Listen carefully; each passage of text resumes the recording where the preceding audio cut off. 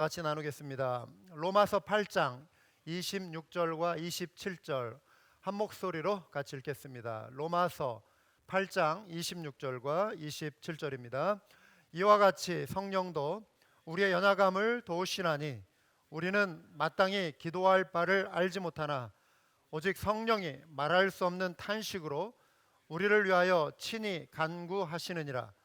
마음을 살피시는 이가 성령의 생각을 아시나니 이는 성령이 하나님의 뜻대로 성도를 위하여 간구하심이니라. 아멘.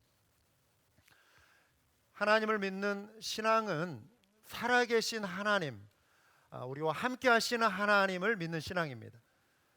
그 하나님이 나와 함께 하심을 의식하고 내 삶 속에 살아계심을 경험하며 살아가는 것이 우리가 믿는 하나님, 그 하나님을 믿는 우리 기독교의 신앙인 것입니다.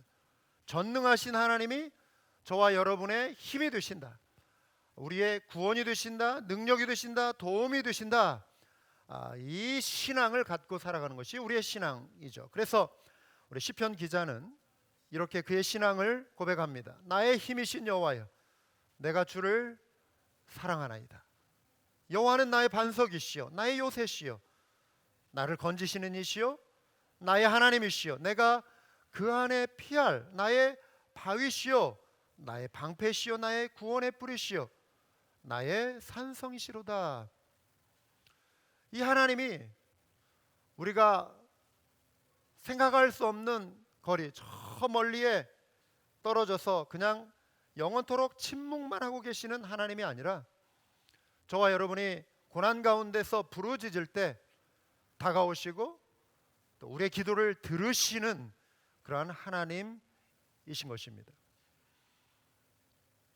그래서 이어지는 6절에 이렇게 진술하죠. 내가 환난 중에 여호와께 아뢰며 나의 하나님께 부르짖었더니 그가 그의 성전에서 내 소리를 들으시며 그의 앞에서 나의 부르짖음이 그의 귀에 들렸도다.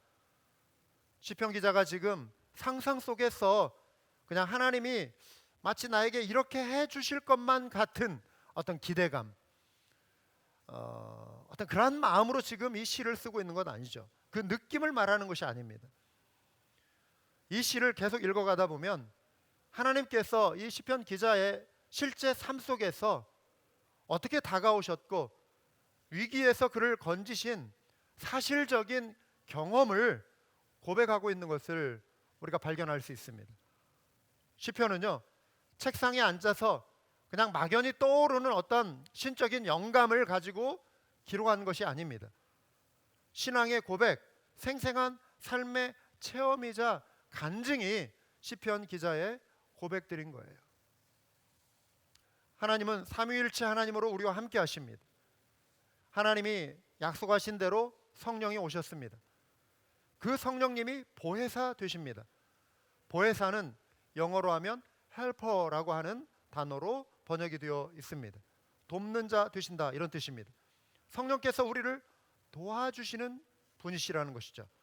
오늘 읽은 본문도 그 사실을 이렇게 설명합니다. 이와 같이 성령도 우리 연약함을 도우시나니, 저 멀리 막연히 우리의 상상 속에 계신 성령님이 아니라 우리의 삶의 실제 가운데 우리의 내주하시고 우리와 동행하시며 우리를 도우시는 성령 하나님 되신다는 사실이죠. 이와 같이 라고 하는 이 표현은 앞구절과 연결시켜주기 위한 표현입니다.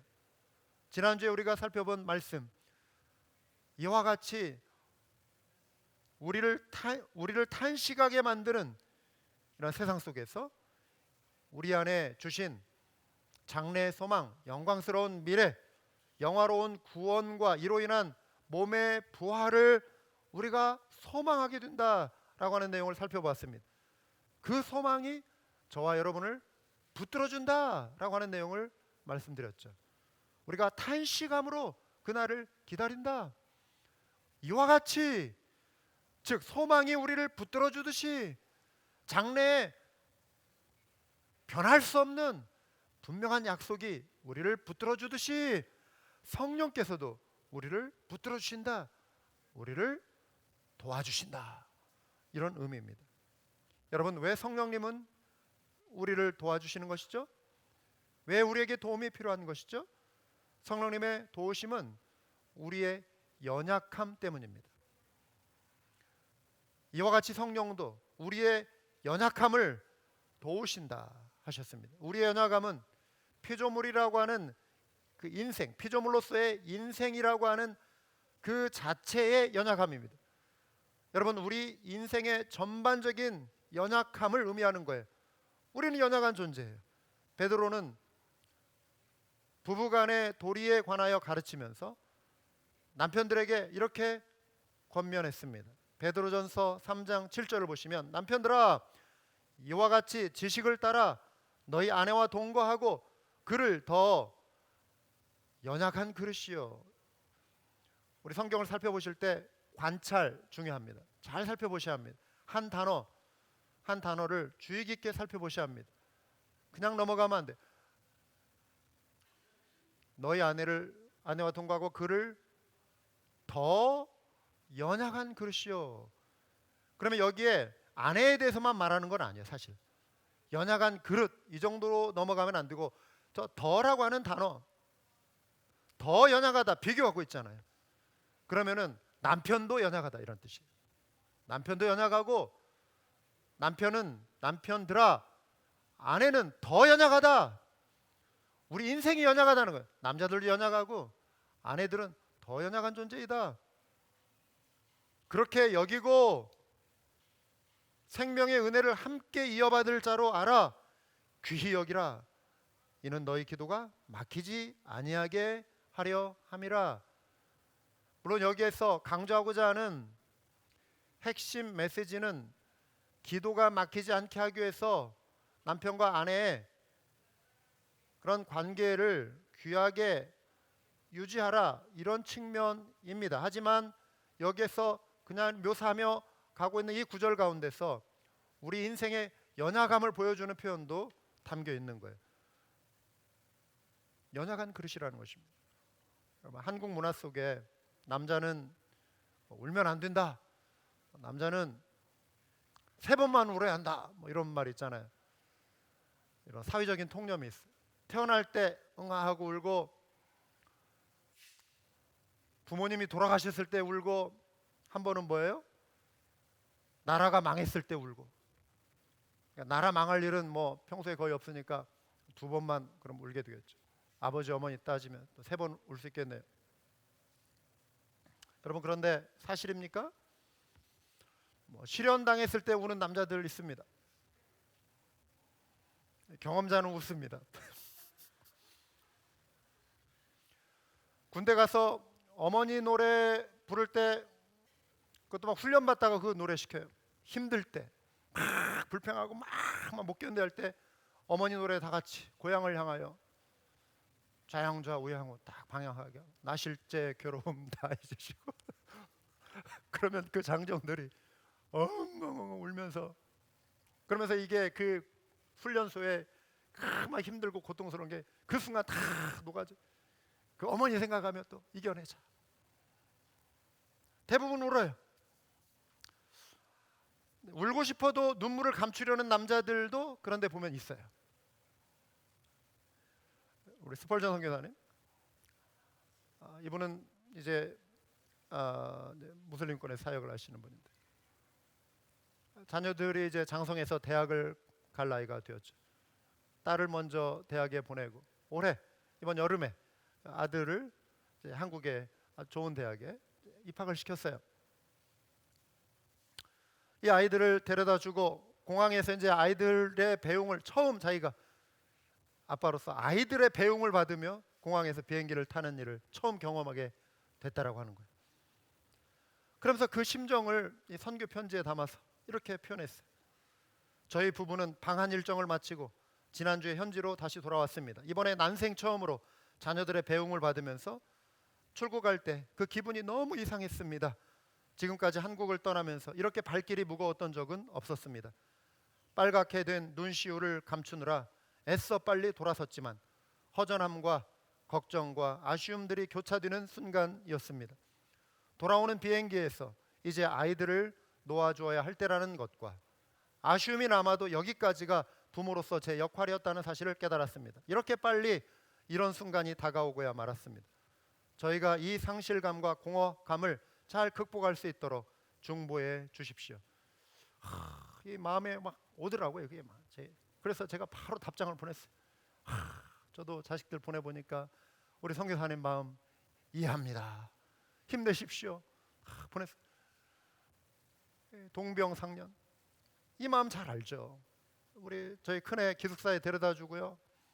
휴스턴에서 이제 올라오는 45번 고속도로를 타고 이렇게 올라왔어요. 45번 고속도로가 있어요. 도로 양옆에 나무들이 왜 잘 자라는 줄 아십니까? 제가 고속도로에다 뿌린 눈물 때문에 그런 거예요. 저는 딸이 없지만 딸 시집 보낼 때 몰래 화장실 가서 우는 아빠들 많을 것 같아요. 우리 공 목사님 안 그럴 것 같습니까? 딸 가진 우리 아빠, 우리 서현철 목사님 강한 거 같고 안 그럴 것 같은데 지켜볼 거예요. 여러분, 울고 싶을 때는 울어야 하죠. 여기에서 운다는 것은 그 자체가 약함은 아니에요. 운다는 거 그 자체가 약함은 아니에요. 예수님도 나사로의 무덤 앞에서 우셨죠. 바울도 에베소 장로들과 헤어질 때 울었습니다. 베드로도 회개하며 참회의 눈물을 흘렸습니다. 여러분, 우리의 연약함은 마음의 슬픔을 느끼는 그러한 측면을 말하는 건 아니에요. 근데 우리의 연약함은 슬픈 일로 인해 눈물을 흘리고 안 흘리고 이 차원이 아니고 우리 인생이 가진 여러 가지 한계에 관한 거예요. 우리는 죄의 유혹에 약합니다. 그래서 날마다 이루어갈 성화의 구원 속에서 연약한 존재이기 때문에 두렵고 떨림으로 영적인 그 긴장감 속에 구원을 이루어가라. 또 내 힘이 아닌 하나님의 도우심으로 구원이 유지되는 것이기 때문에 하나님을 의지하라 이거죠. 여러분, 변화되자. 우리 결심해도 얼마 안 뒤에 흔들리거나 무너지는 것을 경험합니다. 영육 간에 쉽게 피곤함을 느끼죠. 우리 이해력도 부족합니다. 지혜의 한계가 있습니다. 그래서 때로 잘못된 결정을 합니다. 후회할 때가 많습니다. 내가 정말 안전하다고 생각하는 것이 어느 날 갑자기 무너져 내립니다. 지난주에 어느 자리에서 나눈 대화이긴 한데요. 비즈니스 하시는 분들, 여러분이 아무리 가게에 여러 대 그런 시큐리티 카메라를 설치해 놓아도 철통같이 대비한다고 해도 여러분, 도둑이 강도가 달려들기로 작정하면 별 소용이 없어요. 다른 것은 몰라도 내 건강 하나만큼은 자신 있다고 생각할 수 있습니다. 하지만 예기치 못한 질병을 얻기도 합니다. 현재 이 사업만큼은 불경기를 타지 않는다고 자신할 수 있습니다. 그런데 한국 같으면 노조 문제 갑자기 터지고, 요즘 한국 같으면 일본 제품 불매운동 막 일어나잖아요. 근데 불똥이 애꿎게 일본 사람들에 대한 저항인데 그 일본에서 수입에다가 물건을 파는 사람들, 부품을 수입해서 조립해서 파는 사람들, 한국 사람들, 애꿎은 한국 사람들이 굉장히 많이 피해를 보고 있는 경우도 있어요. 5년 전만 해도 10년 전만 해도 일본 제품을 갖다 판다는 것이 무슨 문제가 됐습니까? 그런데 지금 현재 갑작스러운 이런 상황의 변화로 인해서 안전하다고 하는데 사업마저도 위태로운 것을 경험할 수 있죠. 내 자녀만큼은 변함없이 착한 아들, 착한 딸이 영원히 될 것이라고 생각할 수 있습니다. 하지만 10대에 혹독한 사춘기를 통과하며 가족 모두가 힘든 시간을 보낼 수 있습니다. 여러분, 이처럼 우리의 삶은 전반적으로 우리가 가지고 있는 기본적인 연약함에 둘러싸여 있습니다. 장래를 예측할 수 없는 연약함이죠. 우리 스스로의 힘으로 우리의 안전을 보장할 수 없는 것입니다. 자, 이러한 연약함의 한계 속에서 하나님이 우리를 도우신다. 그런데 오늘 본문에 특별히 보시면 성령 하나님께서 우리를 위해 중보하심으로 우리를 도우신다 말씀하고 있습니다. 그래서 바울은 우리를 위해 친히 간구하시느니라. 우리를 위해 간구하시는 성령님, 첫째, 우리가 마땅히 기도할 바를 알지 못하는 상황에서 도우십니다. 26절을 다시 보시면 이와 같이 성령도 우리의 연약함을 도우시나니 우리는 마땅히 기도할 바를 알지 못하나 오직 성령이 말할 수 없는 탄식으로 우리를 위하여 친히 간구하시느니라. 우리는 마땅히 기도할 바를 알지 못할 때가 있다라고 하는 것입니다. inexpressible, 우리가 표현할 수 없을 만큼 어떤 그러한 상황, 마음의 심각한 어려움, 막막함, 구체적으로 어떻게 표현하기 어려운 그런 상태의 상황을 말하는 거예요. 무엇을 어떻게 기도할지 모르는 연약함. 성령께서 그런데 우리의 마음을 살피시고 우리의 마음을 아시고 우리를 위해 중보하신다는 것입니다. 여기서 말하는 돕는다라고 하는 의미는요, 무거운 짐을 함께 들어준다 이거예요. 혼자 들기에 정말 어려운 짐을 함께 들어준다. 성령께서 우리의 그 기도에 무릎을 꿇은 그 자리에 성령께서 우리와 함께 하시며 우리의 마음의 어려움을 위로하시고 그 짐을 함께 들어주신다, 도우신다는 것입니다. 성령께서 말할 수 없는 탄식으로 우리의 탄식 소리에 담긴 무거운 삶의 무게를 아시고 동참해 주신다는 거예요. 성령께서 우리를 위하여 친히 간구하신다라고 하는 거예요. 삼위일체의 신비예요. 성령 하나님이 우리의 기도를 받으시지만 또 기도를 들으시는 분, 예수님이 우리의 기도를 듣고 받으시지만 우리를 위해 중보하시는 것, 삼위일체 하나님의 신비예요. 절박한 상황에 처하면 여러분 어떻습니까? 하나님께 기도하는 일, 자연스러운 일이죠. 무릎 꿇고 하나님 살려주세요. 그 내용은 분명해요. 하나님 이 문제 해결해 주십시오, 도와주십시오.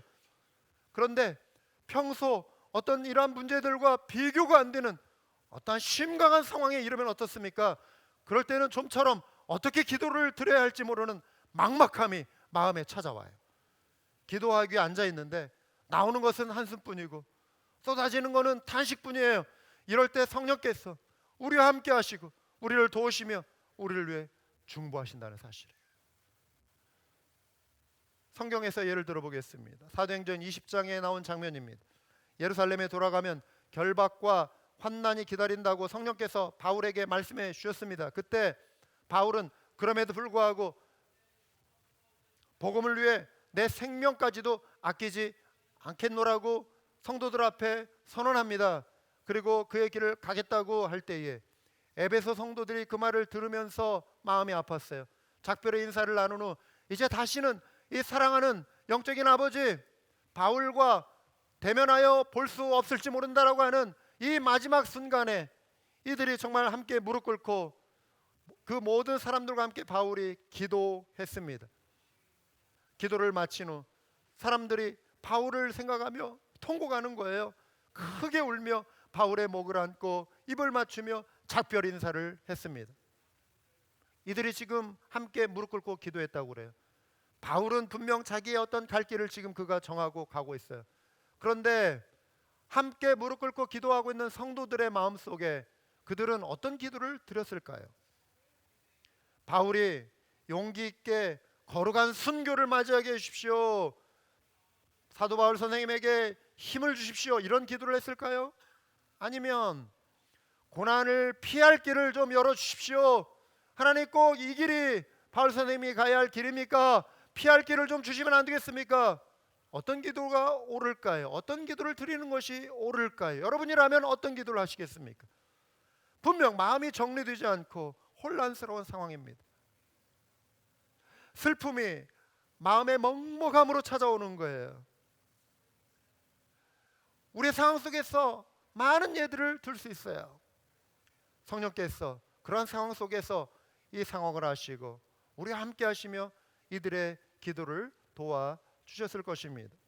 성령의 도우심이란 이런 것입니다. 우리를 위해 간구하시는 성령님은 둘째, 하나님의 뜻대로 성도를 위하여 간구하심으로 도우십니다. 27절, 마음을 살피시는 이가 성령의 생각을 아시나니 이는 성령이 하나님의 뜻대로 성도를 위하여 간구하심이니라. 여러분, 우리들의 삶에서 예를 들어보겠습니다. 몸에 중병이 찾아왔다고 합시다. 본능적으로 우리는 낫기를 구합니다. 하지만 이 병이 하나님이 고쳐주실 병인지 아닌지, 내 생각과 달리 하나님의 다른 뜻이 계실지 몰라서 우리의 마음이 슬프고 당혹스러울 수 있습니다. 물론 하나님의 뜻을 모르면 기도하지 말라 이런 의미는 아닙니다. 큰 충격으로 인해서 기도할 힘도 잃을 수 있지만 우리 가운데 이런 생각이 들 수 있어요. 왜 하나님이 이러한 고난을 지금 나에게 허락하시는가? 원망스럽기도 하고, 하나님이 과연 나의 이 곤란함을 아시고 살펴주실까 하는 의심도 찾아올 수 있습니다. 하나님은 우리의 기도에 응답하실 때 어떤 때는 yes, 어떤 때는 no, 어떤 때는 wait 이렇게 응답을 하십니다. 그런데 나의 이 고난의 상황을 놓고 하나님은 지금 yes를 하실 것인가, no를 하실 것인가, 아니면 wait를 하실 것인가, 그 상황 속에서 답답해질 수 있어요. 성령께서 이 상황 속에서 우리의 기도를 도우시며 하나님의 선하신 뜻 가운데로 우리의 마음을 이끌어 가십니다. 여러분, 우리의 이해력은 불완전합니다. 영적인 통찰력도 부족합니다. 그래서 하나님의 뜻을 분명히 헤아려 알 수 없을 때가 많습니다. 여전히 내가 원하는 어떤 그림을 가지고 하나님, 제가 저의 인생의 계획, 제 가정의 어떤 문제, 저의 삶의 플랜 A를 가지고 주님 앞에 나왔습니다. 이렇게 해 주셔야 합니다 라고 때를 쓸 때도 많이 있습니다. 또 그러고 싶을 때도 많이 있습니다. 그런 가운데 때로 하나님의 뜻이 뭔지 대략은 알겠는데 하나님 저 싫습니다 하며 하나님의 뜻과 내 뜻 사이에 갈등을 겪을 때도 있습니다. 여러분, 이러한 갈등을 겪는 이 상태, 이것도 우리의 연약함이에요. 그런데 기도 중에 성령의 도우심을 강하게 느끼는 순간 우리의 기도가 이렇게 바뀝니다. 성령께서 우리를 하나님의 뜻 가운데로 이끌어 가실 때 우리의 마음이 바뀌는 거예요. 하나님, 다만 아버지의 뜻대로 인도해 주십시오. 사도 바울은 살아있는 동안 낙원에 이끌려갔습니다. 천국입니다. 말로 표현할 수 없는 큰 계시, 엄청난 계시, 엄청난 그 하나님 나라의 모습을 보고 내려왔습니다. 들었습니다. 그런데 서신서 어디를 살펴봐도 바울이 보고 온 그 천국에 대해서 1인칭 주격을 사용하면서 천국은 이런 것이다, 내가 이런 음성을 들었다라고 구체적으로 써내려가는 내용은 없습니다. 천국을 소망하자, 천국을 바라보자라고 하는 강한 권면은 있지만 그가 말할 수 없이, 말로 표현할 수 없이 받은 그 큰 계시를 그가 지금 가슴에 품고 있는 거예요. 그런데 여러분이라면 어떠실 것 같아요? 하나님이 여러분을 바울처럼 이렇게 어느 날 갑자기 기도 중에 내가 살아있는지 죽었는지, 내가 환상 중에 있는지 아니면 실제 내가 정말 의식이 있는지 모르는 상황 속에서 여러분을 천국으로 이끌어서 말할 수 없는 아름다운 천국의 모습과 앞으로 너의 삶이 이렇게 될 것이고, 너의 교회가 이렇게 될 것이고, 너의 나라가 이렇게 될 것이고, 앞으로 하나님의 나라가 이렇게 이루어질 것이다, 어떤 것을 막 와, 요즘 말로 대박, 대박, 이걸로 이제 내가 미니스트리 전 세계를 다니면서 이 하나님의 계시를 알리고 모든 교회 세상 사람들에게 알려, 야, 하나님이 나를 이렇게 택하셨구나, 뭐 이런 마음을 가지고 막 미니스트리를 하고 싶은, 막 사역을 하고 싶은, 초청 강연을 하고 싶은, 간증 집회를 하고 싶은 이런 마음 들지 않겠어요? 바울에게도 이게 어쩌면 어떠한 형태, 이 정도는 아니겠지만 어떤 마음속에 자부심, 어떤 자랑, 이런 마음이 찾아 자랑거리가 될 수 있는 그런 상황은 충분합니다. 그 정도로 놀라운 거였어요. 그런데 곧바로 바울에게 찾아온 고난이 생기는 거예요. 그에게 육체의 가시, 이거를 그는 사단의 사자라고 표현합니다. 왜 사탄의 사자라고 했는가? 몸의 질병이거든요. 이것을 떠나기를 3번이나 간절히 기도했습니다. 하지만 주님께서 바울에게 또 말씀하시는 거예요. 내 은혜가 네게 족하다. 이는 내 능력이 약한 데서 온전하여짐이라. 바울은 이런 고난이 너무 자만하지 않게 하려는 하나님의 뜻이었음을 그가 깨닫게 되는 거예요. 그가 하늘의 놀라운 계시를 받은 후 어쩌면 바짝 엎드려 몸을 낮추는 기도를 드리지 않았을 수 있어요. 영적인 공격으로 그가 이해하는 거예요. 영적인 공격이 찾아왔어요. 사탄의 사자. 하나님의 뜻을 깨달으며 이후에 고난에 대한 깊이 있는 신학적인 성찰을 그가 얻게 되는 것입니다. 9절 후반절과 10절에 보시면 그러므로 도리어 크게 기뻐함으로 나의 여러 약한 것들에 대하여 자랑하리니 이는 그리스도의 능력이 내게 머물게 하려 함이라. 그러므로 내가 그리스도를 위하여 약한 것들과 능욕과 궁핍과 박해와 곤고를 기뻐하노니 이는 내가 약한 그때의 강함이라. 여러분, 이건 놀라운 것입니다. 놀라운 깨달음이에요. 성령께서 우리를 위하여 도우신다는 것은 우리가 원하는 대답만, 응답만 반드시 얻게 하시는 길로 우리를 도우시는다는 그런 의미가 아닙니다. 우리를 하나님의 선하신 뜻 가운데로 인도하시는 일을 행하시는 거예요. 이렇게 우리를 도우시는 것입니다. 사랑하는 여러분, 고백합시다. 마음을 정하시기 바랍니다. 때로 내가 계획하고 내 뜻대로 원하는 길이 최선이라고 생각하지만 내 지각 너머에 하나님이 이루어 가시는 하나님의 뜻, 그 하나님의 뜻대로 되어지는 것이 저와 여러분에게 가장 최선의 응답이에요. 아멘. 이 마음을 가지고 우리가 기도하기로 마음을 정해야 돼요.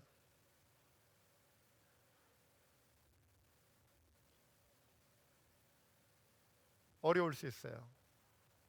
이 속에 하나님의 주권에 대한 우리의 겸손함이 필요한 것입니다.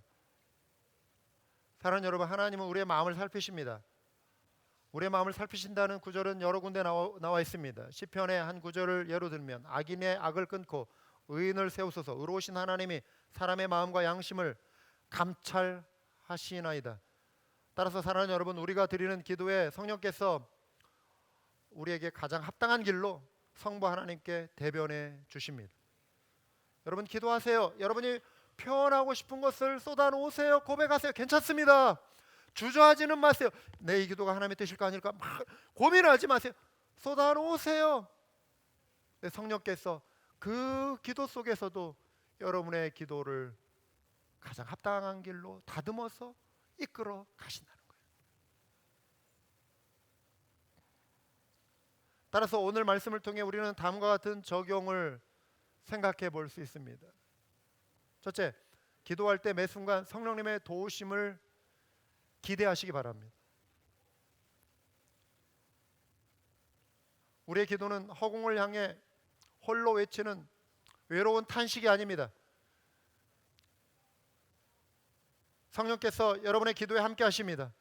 성령의 도우심이 있음을 믿으시기 바랍니다. 마음이 답답하십니까? 힘드십니까? 주님 앞에 나와 여러분의 입을 여시기 바랍니다. 힘들 때 주저앉고 싶으실지라도 하나님께 의지적으로 나오시기 바랍니다. 성령께서 기도할 마음과 그 말을 여러분의 입에 넣어달라고 구하시기 바랍니다. 하나님이 모든 걸 아시는데 기도할 필요가 있는가 반문할 수 있습니다. 하지만 기도는 성경의 명령입니다. 하나님과의 친밀함을 이루어가는 영적 생활의 신비입니다. 기도를 결코 가볍게 취급하지 마시기 바랍니다. 성도의 특권입니다.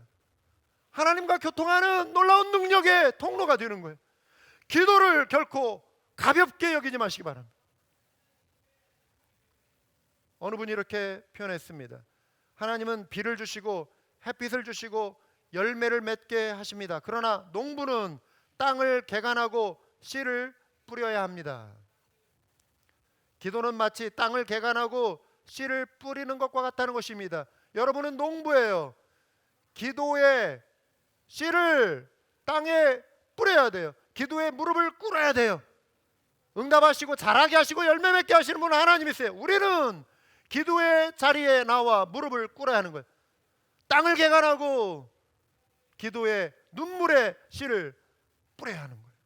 그래서 어느 분이 또 이렇게 말했습니다. 기도는 노동이다. 노동이다.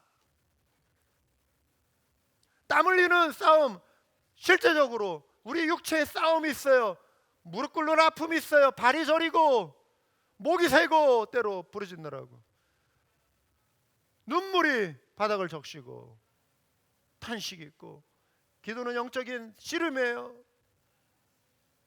주님 앞에 외치는 외마디 탄식을 주님이 아십니다. 여러분이 흘리는 눈물 한 방울도 주님은 그 의미를 헤아리십니다. 나는 단지 한마디의 탄식을 했지만 그것이 10마디, 100마디의 진술로 우리 하나님께는 받아들여질 수 있는 거예요. 나의 응축된 눈물 한 방울 속에 여러분이 다 표현할 수 없는 여러분의 그 막막함이 한 페이지의 문장으로 표현될 수 있는 거예요. 하나님이 헤아리십니다. 어떤 분은 그래서 나는 기도 잘 못해요 라고 말할 수 있지만 기도 잘 못하는 분은 하나님 앞에서 기도 못할 수 있는 사람은 없어요. 여러분의 눈물 한 방울도 기도라니까요. 여러분의 외마디 탄식도 하나님 앞에 기도라니까요. 여러분, 하나님이 들으시는 언어는 영어도 아니고 한국어도 아니에요. 하나님이 들으시는 언어는 여러분의 마음의 언어입니다. 여러분의 그 마음이 때로 눈물로, 그 마음이 때로 한숨으로, 그 마음이 때로 외마디 외침으로 나올 수 있는 거예요. 그것을 우리는 정죄해서 언어로 표현하죠. 성령께서 여러분의 마음을 헤아리시고 아버지 하나님 앞에 우리를 위해 이때 중보해 주시는 것입니다. 반드시 멋지게 미사여구를 꾸며서 문법적으로 틀림없는 그런 기도, 그런 문장을 만들어서 하나님 앞에 드려야 하나님이 들으시고 받으시는 그런 기도가 아닙니다. 여러분의 마음을 진실하게 하나님 앞에 내어드리시기 바라요. 다 표현 못해도, 다 고백 못해도 주님은 여러분의 마음을 아시기에 성령의 도우심을 힘입어 하나님을 바라보시는 은혜가 있기를 주님의 이름으로 축원합니다. 둘째, 기도할 때 매 순간 하나님의 뜻을 분별하시기 바랍니다. 기도는 하나님의 선하시고 기뻐하시고 온전하신 뜻이 무엇인지를 분별하는, 증명하는 좋은 통로예요. 우리는 우리가 만들어 놓은 그림을 하나님께 보여드리며 물건 주문하듯 하나님 이렇게 해 주셔야 합니다. 그렇게 기도할 때가 많아요. 하지만 보다 높은 차원의 기도는 주님의 뜻대로 구하는 기도로 결론이 맺어져야 하는 것입니다. 지금 드린 어떤 기도 중에 주님의 뜻인지 아닌지 모를 수 있습니다. 하지만 성령께서 우리의 마음을 살피고 인도하십니다. 뿐만 아니라 우리 대신 친히 간구하십니다. 따라서 기도의 자리에서 매 순간 주님 뜻대로 이루어지기를 소망합니다. 표현해 보시기 바랍니다. 고백을 올려드릴 수 있길 바랍니다. 비록 여러분의 기도가 원하는 대로 응답되지 않아도 너무 좌절하시거나 낙심하지 마시고 실망하지 마시기 바랍니다. 왜냐하면 하나님은 하나님의 자녀에게 하나님의 때에 가장 선한 그분의 뜻을, 그분의 길을 보여주실 것입니다. 모세와 같이 위대한 하나님의 사람도 기도한 대로 다 응답받은 거 아니에요. 그의 가장 큰 소원 중에 하나가 무엇이었습니까? 광야 40년 그 말 듣지 않는 그 출애굽 세대들, 1세대들 얼마나 그 사람들 40년간 이끌어 가느라고 수고했어요. 그 사이에 또 새로운 세대가 이렇게 자라고 새로운 세대가 쫙 올라오면서 출애굽 1세대는 그들의 죄로 인해서 사막에서 광야에서 다 죽어갔어요. 오직 여호수아와 갈렙 외에는 20세 이상의 모든 장정들이 다 죽임을 맞이할 때 광야 40년의 여정은 출애굽을 이후 가나안 땅을 향해 가는 여정 되었을 뿐만 아니라 이스라엘 백성들의 장래 행렬이었어요. 모세의 마음에 여호수아와 갈렙 두 정탐꾼이 보고 온 약속의 땅, 모세의 마음에도 흥분이 있었고 기대감이 있었고 나도 그 땅 한번 밟아보고 싶다 소원이 있었습니다. 그런데 하나님께서 어떻게 했죠? 모세의 그 소원을 들으셨나요? 천하의 모세인데, 천하의 하나님의 사람 모세인데, 성경에 보면은 하나님께서 모세를 마치 친구처럼 대하시고 얼굴과 얼굴을 맞대어 대면하시며 친구처럼 대우셨다. 하나님과 그렇게 가까운 모세였지만 모세의 그 한 가지 소원, 좀 요단강 좀 살짝 건너가서 그 땅 한번 밟아보겠다라고 하는데 하나님께서 이 모세의 기도를 들어주시지 않았습니다. 너는 여기까지다. 때로 여러분, 우리는 하나님의 뜻을 다 헤아리기 어려워요. 우리가 원하는 대로 우리의 모든 세상이 리모트 컨트롤처럼 우리가 앉은 기도의 조정석에서 모든 것을 다 통제하고 조정할 수 있는 그런 것이 아니라는 것이 하나님의 주권 가운데 하나님의 때로 yes, no, wait. 그러나 우리는 또 기도해야 돼. 사랑하는 여러분, 우리의 마음을 감찰하신 하나님은 성령의 도우심을 힘입어 구하는 우리의 기도에 가장 좋은 것으로 응답해 주실 것을 믿고 소망하며 기도의 자리로 나오실 수 있기를 바랍니다. 겸손히 하나님 앞에 나아가 하나님의 뜻을 구합시다. 이것이 하나님의 주권을 인정하는 성도의 아름다운 신앙 자세입니다. 기도하시겠습니다.